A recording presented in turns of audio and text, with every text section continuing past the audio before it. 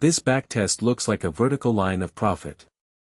On the screen, the average true range trailing stop appears to be a surgical tool, capturing 80% of every move while cutting losses early. But when you move this exact code from a simulated environment to a live account, something breaks. The slippage on those tightening stops often eats 40% of the expected gain. Today, we are coding an ATR trailing stop for a trend-following bot in Python and looking at the real cost of execution that your backtest is hiding from you. I am not here to sell you a dream or a magic indicator that prints money while you sleep. After 6 years of building and breaking automated systems across stocks, crypto, and forex, I have learned that a beautiful backtest is usually just a well-formatted lie. This video is for the retail traders who are moving beyond basic strategy design and into the unglamorous mechanics of trade management. We are going to build a functional trailing stop using average true range and look at why it often performs differently in the real world than it does in your terminal. We start with a baseline strategy. It is a standard crossover using a 20-period and a 50-period exponential moving average on the 1-hour timeframe. Without any management, this bot holds a position until a reverse crossover occurs. In a strong, sustained trend, this works remarkably well. However, in a ranging or choppy market, the bot stays in losing trades far too long, waiting for a signal that comes only after the damage is done. To fix this, we implement the average true range, or ATR. ATR is a measure of volatility. By taking a multiple of the ATR, usually between 2 and 3, we create a dynamic buffer that follows the price. This allows the trade enough room to breathe during normal market noise while protecting realized gains as the trend develops.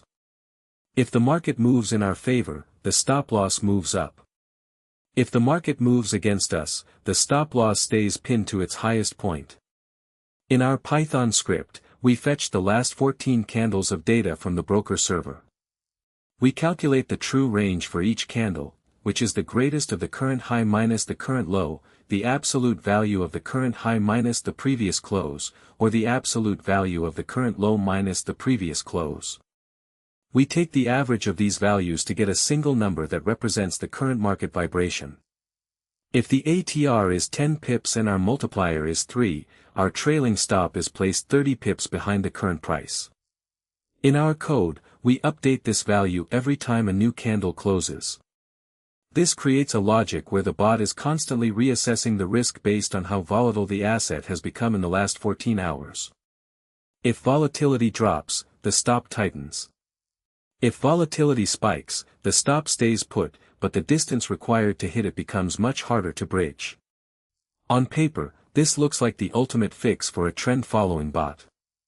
The drawdown drops significantly because we are no longer letting winners turn into losers.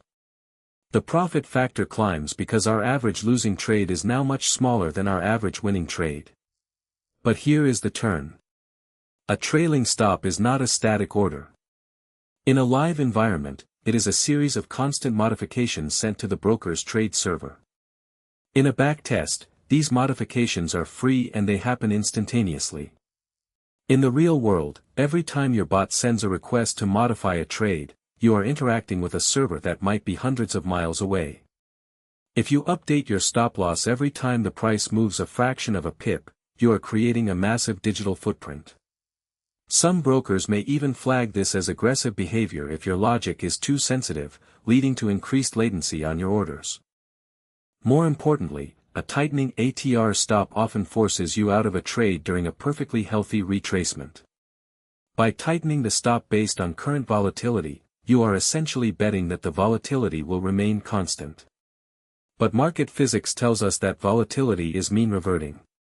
A sudden spike in volatility often precedes a trend continuation.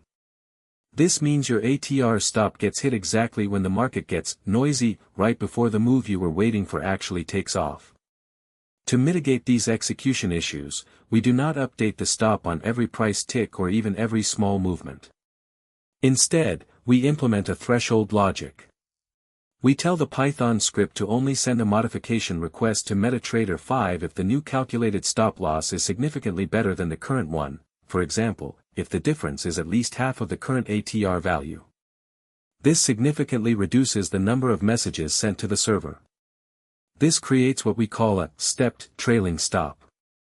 It gives the trade more room to breathe and reduces the frequency of stop-outs caused by temporary volatility expansion. It also ensures that our execution is cleaner.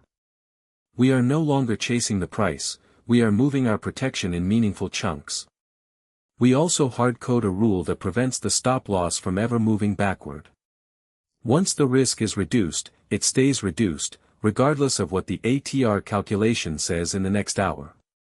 Here is the noble insight for today, and it is something most strategy sellers will never admit to you. Adding an ATR trailing stop is not a way to make a bad strategy good. It is a way to make a good strategy more manageable for your human psychology.